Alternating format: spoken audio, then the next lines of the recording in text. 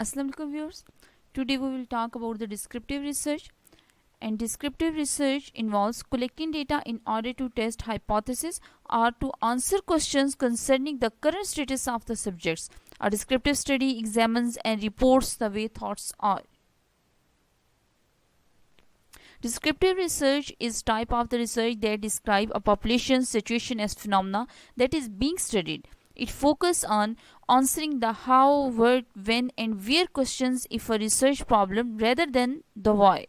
And it is important to have the proper understanding of what a research problem is about.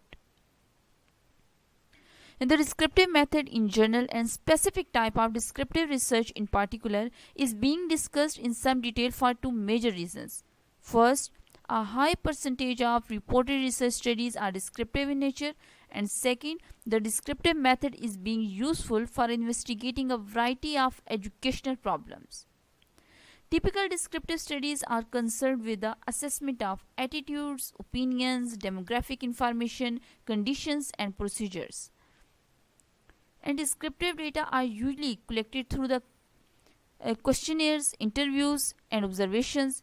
And just as the historical researchers has no control over what was, the descriptive researchers has no control over what is and can only measure the what already exists. The term descriptive research has often been used incorrectly to describe three types of the investigation that are basically different, or that perhaps the superficial similarities have confused their differences. Each of them implies the process of disciplined inquiry or through the gathering and analysis of the empirical data, and each attempts to develop knowledge. Some characteristics of the descriptive research are quantitative. A descriptive research uses a quantitative research method by collecting quantifiable information to be used for statistical analysis of the population sample. And qualitative, it can also be carried out using the qualitative research method to properly describe the research problem. And quick to perform and cheap, as the sample size is generally large in descriptive research and the data collection is quick to conduct and is inexpensive. And uncontrolled variables, or in descriptive research, or the researchers can't control the variables like they do in the experimental research, and the basis for the further research. And the results of the descriptive research can be further analyzed and used in the other research methods. It can also inform the next line of the research, including the research methods that should be used. This is because it provides the basic information about the research problem, which we give birth to other questions like why the particular thing is the way it is. There are three main types of descriptive methods: observational method, case study method, and survey method. I will describe each of these methods, or this may help you better understand research methods. And observational method. In an observational study, the current status of a phenomenon determined not by the asking but by observing. For certain research questions, observation is clearly the most appropriate approach. And for example, you could ask the teachers how they handle a discipline in their classrooms, but the more objective information would probably be obtained by actually observing the several of each teacher's classes. The observations not only provides the more accurate information than teachers' reports, but also makes the teachers aware that they are the unintentionally the part of the problem.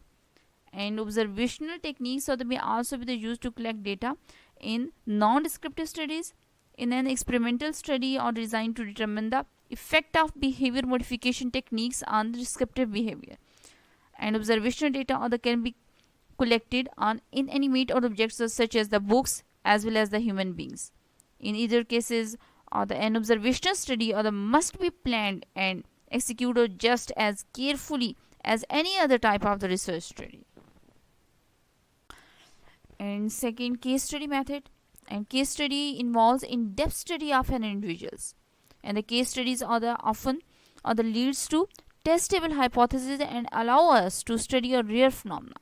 Case study should not be used to determine the cause and effect, and they have the limited use for making accurate predictions. Survey research. The survey is an important type of study. It involves a clearly defined problem and objectives. It requires expert and imaginative planning, careful analysis and interpretation of the data gathered, and logical and skillful reporting of the findings. In conclusion, the uniqueness of the descriptive research is its ability to explore both qualitative and quantitative research methods. Therefore, when conducting the descriptive research, researchers have the opportunity to use a wide variety of the techniques that aids the research process. And descriptive research explores or the research problems in depth beyond the surface level, thereby giving it the detailed description of the research subjects. That's why it can aid further research in the field, including other research methods. It is very useful in solving other real life problems in various fields of social sciences, physical sciences, and education. Thank you so much.